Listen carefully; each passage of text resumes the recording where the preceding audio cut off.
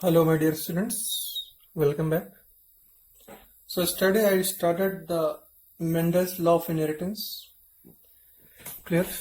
So, now we are going to see Mendel's experiment method. Yesterday I told you that Mendel performed his studies on garden pea Pisces sativum for 7 years, from 1856 to 1863. Clear? But what was the methodology that was followed by the Mendel? So in the Mendel's the experiment that was performed by the Mendel, that was having two basic methodology. So there are two steps that was followed by him. Was first one was large sampling size, and second was true breeding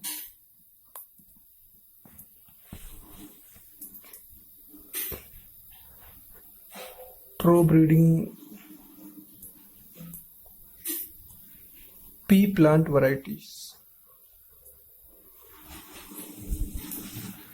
So first one is large sampling size and second is true breeding pea plant varieties. You understand what is the meaning of this one? Actually, when the Mendel performed his studies, the number of plants that he took for his studies was very large, so that he can get a gross generalization of the result. In order to make you understand this point, one example I am giving you. Suppose if you want to count the number of people in your city whose height is more than 6 feet. Okay, just a simple example I'm giving you. Suppose if you want to find out that what is the percentage of population in your city whose height is more than 6 or 6 feet. Clear? Now suppose if you perform your studies on 5 peoples of your city, whether you can make any generalization from the 5 people? I think no. Why? Because in that 5 people, any chances can be there. Okay, the possibility may be that out of that 5, 4 may be tall and 4 may be having height of 6 feet or more than 6 feet, or 4 may be having a small height, small means less than that of 6 feet, or 2 or 3 may be having a height of 6 feet. Means we cannot make any generalization. Why? Because the number of specimens we took for the study, that is very less. But suppose if you are going to study the same character in a very large population, suppose for 1,000 people or for 1 lakh people, then what will be your generalization? Then your generalization will be more accurate. So same method was followed by the Mendel. So even though he performed his studies on the garden pea plant, but the number of plants the number of pea plant he used, that was very large, so that he can get a gross generalization about the laws of inheritance. So this is the meaning of large sampling size. Okay, and second, you should know that what is the method of true breeding pea plant varieties. One more thing you should know, that the pea plant that was used by the Mendel, that was a true breeding pea plant varieties. What is the meaning of true breeding pea plant varieties? True breeding pea plant varieties means that plant which has undergone continuous self-pollination and shows stable trait inheritance and expression for several generations. What is the meaning of this one? That you understand first. Here also I will give you an example.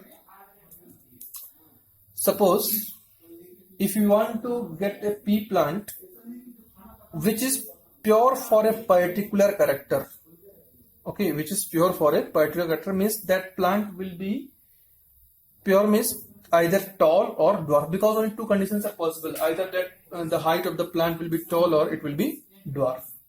So how we can get a pure or we can say how can we can get a true breeding pea plant variety. Clear? So for that, you have to do self-pollination. You have to do self-pollination. How? Let's see.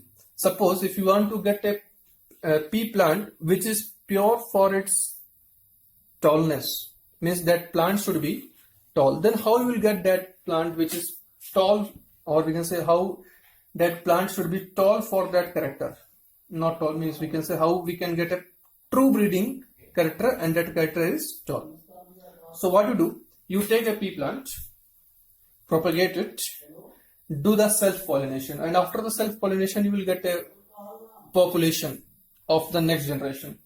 In that next generation you select the tallest plant. Okay, after selecting the tallest plant you again do the self-pollination. So after doing the self-pollination, what will happen? You will again get a population, and in that population some plant will be tall and some will be dwarf. Obviously all the plants will not be tall, because after one generation all the plants will not be tall. Then what you have to do, you have to select the tallest plant again and again do the self-pollination. Then again you will get the second generation, and among that second generation you have to take the tallest plant, and this process you have to repeat, means Mendel repeated it for 7 generations. So what happened, a generation will come when after the self-pollination and when the new generation will form, all the plants will have the same height. Okay, means we can say all the plants will show uniformity in their character. That is the stage, means now all the plants are pure for that given character. This is the meaning of true breeding pea plant variety. True breeding means that plant should be pure for that character. Okay, so here very interesting fact it is the hybridization experiment that was performed by the Mendel. In that he used true breeding pea plant varieties, and how many characters he studies? 7 characters. So 7 characters he studied, and one very interesting feature was that the character that was studied by Mendel, that was contrasting character. Contrasting means opposite. Suppose if one plant is having tall, then he will make the hybridization with the other plant that will be dwarf. Suppose if one plant is having the violet flower, then its contrasting color is white, so the other plant will be of white. So 7 characters is studied. So how many means when 7 characters is studying, and I told you that all the characters were in the form of contrasting pair. They were in the form of contrasting pair. So total how many characters will be there? 7 characters is studied, but every character was in the form of contrasting pair. So total how many characters? 14. Okay. Therefore, how many true breeding pea plant varieties that Mendel should have developed? 14. So that point you should know. Mendel developed 14 true breeding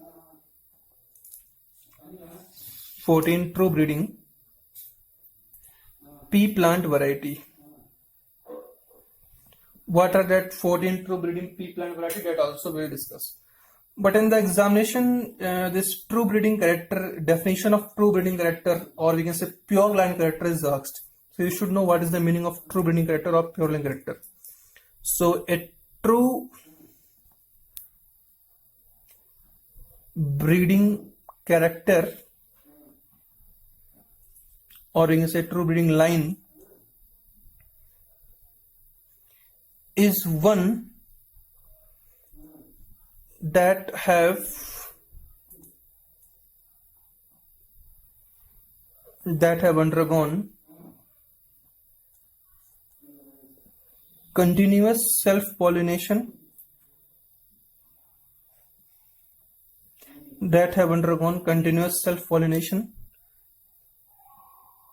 shows stable trait inheritance,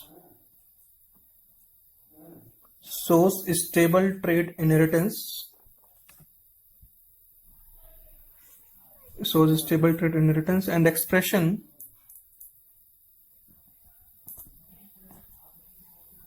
for several generations. For several generations. So this is the meaning of true breeding character. Means that plant will show a stable trait inheritance. Means in the given example I told you that plant will remain tall for continuous. Means after when we are going to do the self-pollination for continuous 7 generation, that plant will be pure for that character. Means that plant will be tall only.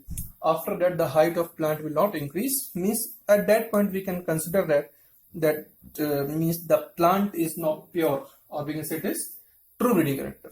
Means now that plant is pure for a particular character. Clear? Now small heading written. Contrasting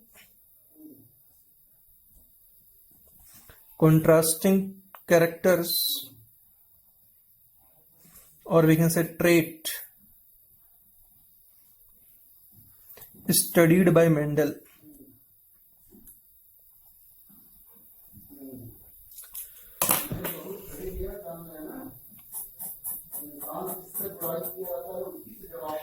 Contrasting characters or trait studied by the Mendel. So what are the characters or trait that was studied by Mendel that we have to see? So just now I told you Mendel studied 7 pairs of contrasting traits. So even though characters was 7, but they were in the form of pair. Clear? Therefore total 14 characters will be there, but mainly character is 7. And that characters were in the form of contrasting trait. Contrasting means opposite. So one table I will make here, that serial number,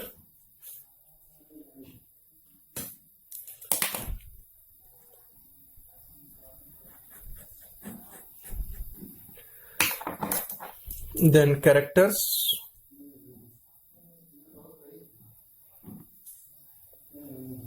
then in that after the characters,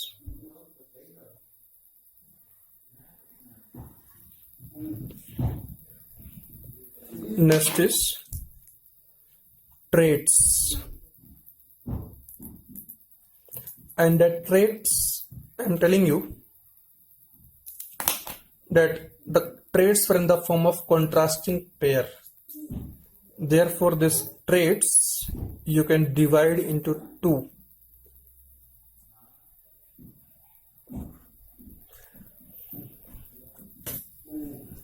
Obviously when the traits are in the form of pair, then one will be dominant and other will be recessive. One thing I want to make you clear, that what is the meaning of dominant and recessive. The detailed study I will make in the coming lectures. But here a generalization I am giving you. The trait which is very much common in a plant, or we can say that which is very oftenly seen in a plant, that trait is usually the dominant trait. And recessive is that one which is very less seen in the population. Clear? So this is not the actual definition. Okay, actual definition I will give you in the coming videos. Means what is the meaning of dominant and recessive. But just to make it simple, I am saying the trait which is very easily visible in the population, that is called as dominant trait, and the other trait which is not very much visible in the population, that is called as recessive trait. So one by one we will see. Serial number 1. First character I am taking regarding to the flower. So is flower color. So if you see in the pea plant, 2 types of colors are there. The dominant trait, dominant I told you, that trait which is very much common in the population. So the dominant is the violet. Means that violet color of the pea flower is the dominant trait. Then recessive character is white. So you can see one character as discussed, flower color. But the character that was studied by the Mendel, it was in the form of contrasting pair. So the dominant trait will be violet and the recessive character will be white. So you can see they are in the form of contrasting pair. Means this is the dominant and opposite to dominant is the recessive, means opposite of the violet is the white. Then serial number 2. So regarding flower, Mendel took two characters, flower color and flower position.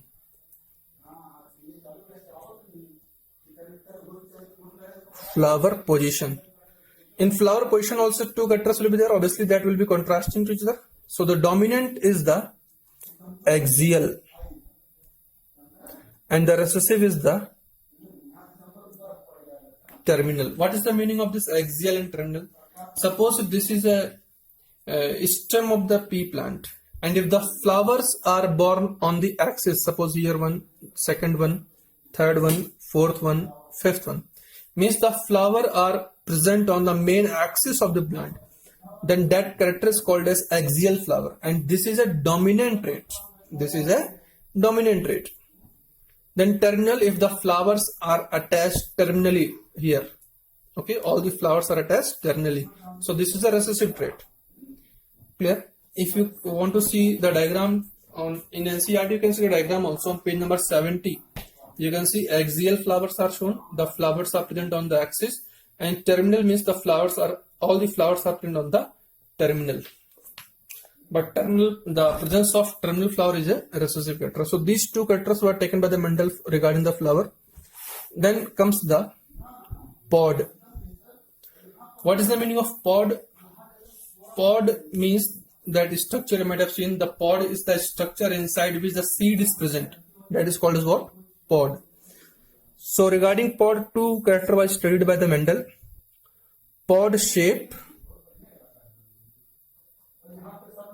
Now what is the meaning of pod shape? Actually, if you see the shape of the pod, okay, two conditions are there. Either that pod will be inflated, or it is also called as full, or it will be constricted. Inflated or full we can say, and then recessive trait is the constricted.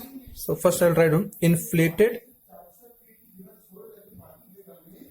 or full, and recessive is constricted. So inflated means that pod which is means having a smooth appearance, means it will appear as if air is present inside the pod.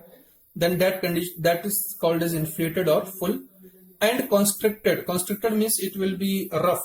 That diagram also you can see again on the NCERT page number 70. You can see full pod is shown here. Very smooth it is, as if air is present inside the pod. And then constricted, you can say it is the rough one. Clear? Then pod color. Fourth character is pod color. In the case of pod color, this is very important. The dominant character of the pod color is green. Means this is the very common color. And the recessive is the yellow. Clear? Then fifth character, you can see two from the flower, two from the pod, and two character he took from the seed. So first one is seed shape. Seed shape. Seed, you might have seen that seed, either it will be round, means it will be completely spherical, round in shape, or it will be very rough, means that is wrinkled seed. But the presence of round seed is a dominant trait. So dominant will be round and recessive will be wrinkled. Okay. Then sixth character that he took from the seed was, means from two character he took, seed color and seed shape and seed color. Seed color. So seed color very important here, especially in the case of pod color and seed color, students are making the mistake, because in the case of pod color the dominant trait is green and the recessive is yellow, but here opposite it is, dominant is yellow and recessive is green.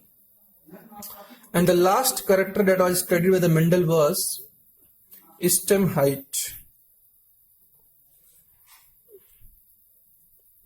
Stem height, and that is the very simple one. Stem height, dominant trait will be tall and the recessive trait will be dwarf.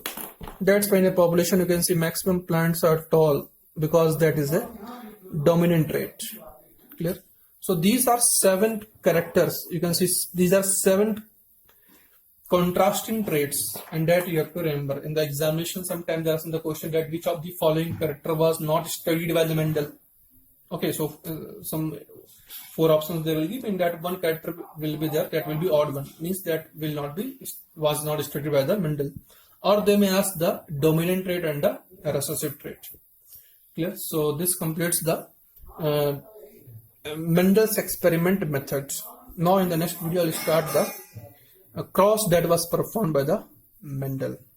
Okay, thank you.